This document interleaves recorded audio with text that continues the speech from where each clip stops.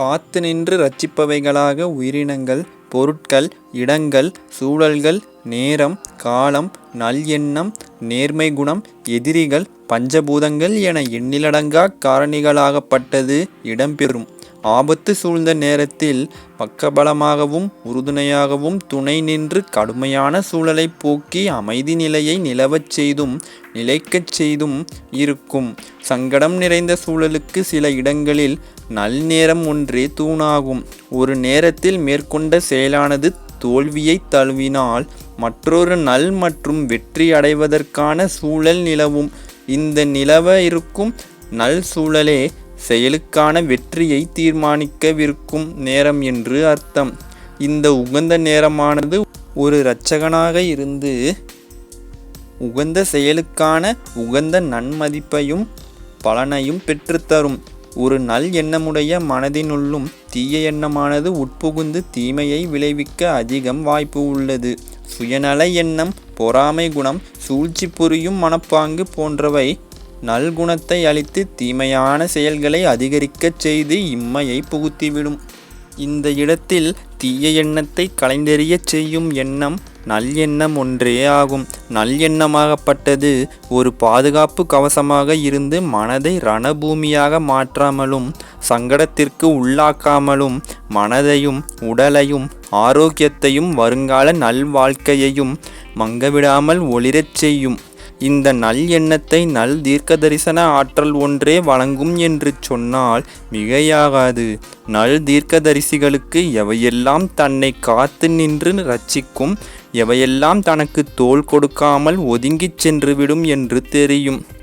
ஒரு குளிர்ச்சியான நேரத்தில் வெப்பம் என்பது உடலை சூடுபடுத்தி துன்பகாலத்தை போக்க வந்த தூணாக இருக்கும். தாங்க முடியாத சூட்டையும் குளிர்ந்த நீரால் தணிக்க இயலும். இவ்வாறு பஞ்சபூதங்களின் பங்கும் இரட்சிக்கும் காரணிகளுள் இடம்பெற்றுவிடும். இயற்கையை ஒன்றின வாழ்க்கையை கடைபிடித்தாலே வாழும் ஒவ்வொரு நாட்களும் சொர்க்கமாக மாறும்.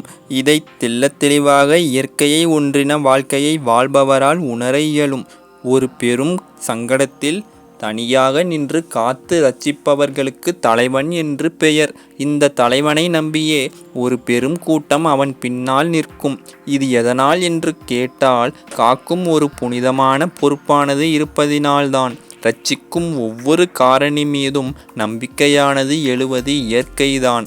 இந்த பாதுகாக்கும் காரணிகள் நன்மையை தருவதற்காக இரட்சிக்க முன்வந்தால் இந்த இரட்சனையாகப்பட்டது வரவேற்கத்தக்க ஒன்றே ஆகும்.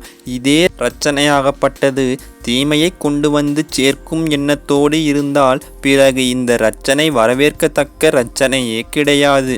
சில மானுட பிறவிகள் உள்ளனர்.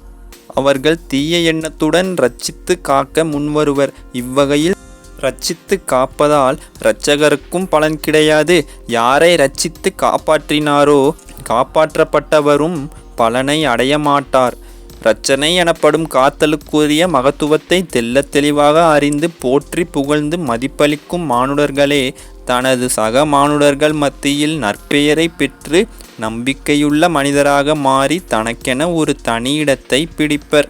ஒவ்வொரு உயிரினங்களும் தனது சக உயிரினங்களை மதித்து பாதுகாத்து தாய் தந்தையாக இருக்கும் பொழுது வளர்த்தும் சகோதரன் மற்றும் நண்பனாக இருக்கும் பொழுது ஆபத்து மற்றும் சங்கடமான சூழலில் காத்தும் இரட்சித்து நிற்கும் மகத்துவத்தை புரிந்து அறிந்து செயல்படும்.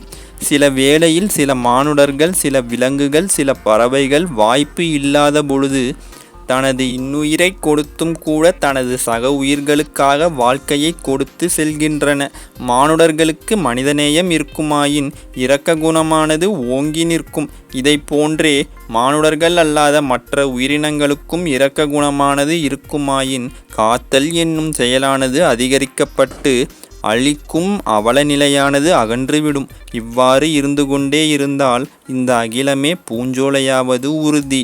இயற்கை வளங்களானது நித்தமும் இயற்கை வளங்களாகவே இருக்கும்.